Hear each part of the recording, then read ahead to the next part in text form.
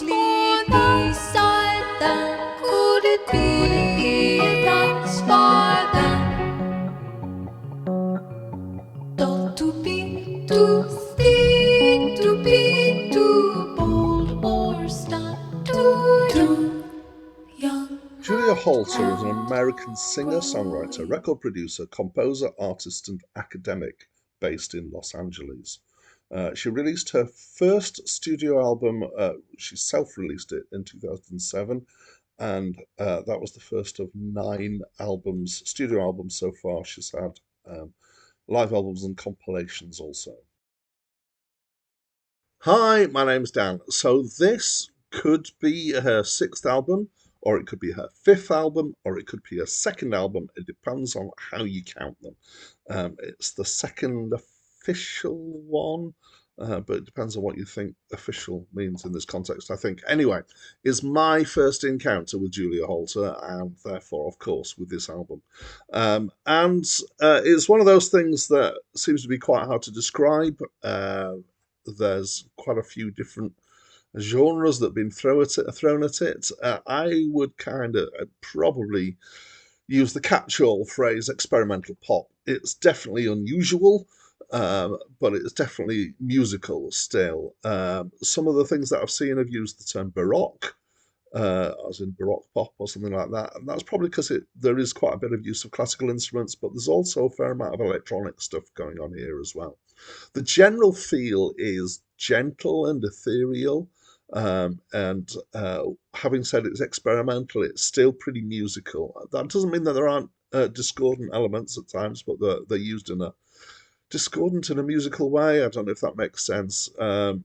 So I have seen in the stuff that I've read that she's been compared with all sorts of other people, which is kind of normal thing to happen. I would definitely quote Laurie Anderson as something that she sounds like, but I'm afraid if you don't know who Laurie Anderson or what her music is like, that won't help you very much. She's got a beautiful voice. This is actually both Laurie Anderson and Julia Holter, but it's quite dispassionate.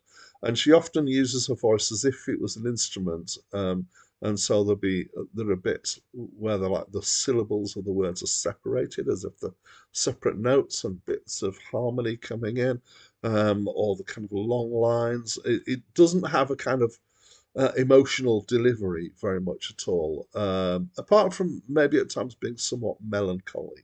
Okay.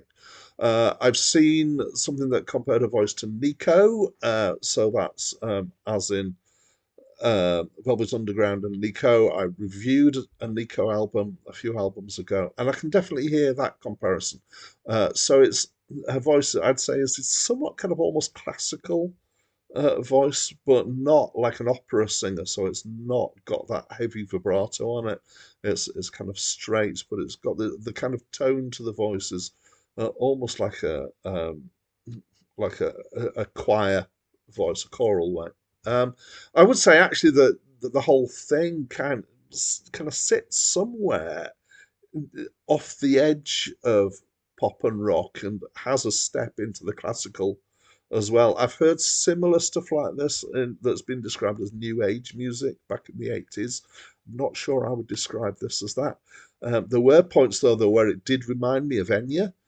So very kind of ethereal and gentle. Not all of it's like that. There are some more noisy bits, but that's the general feel and attitude to it.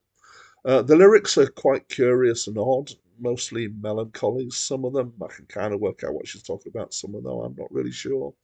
And my overall impression is that it's just beautiful. It's nicely done. It's I keep saying it's unusual and it's odd. It is. It's off the edge of the straight and narrow.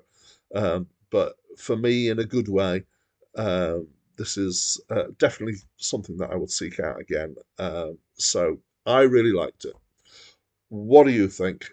I'd love to know what your opinion is. I really enjoy reading people's comments.